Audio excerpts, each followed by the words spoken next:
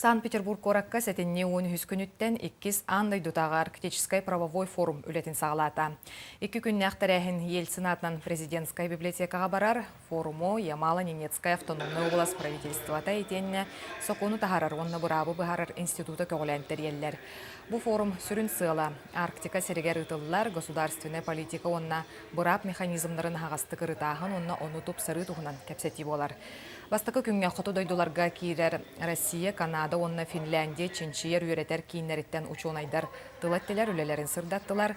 Манна Арктика сайдытығар бұхатшы сығынна құты сер ресурсаларын қарыстағын, глобализация үйетігер ұхуқ құты, Сибир онна ұхуқ елін ағаяқ ақсаннақ народтарын олығын тахымын үрдети вопростара тарылыннылар.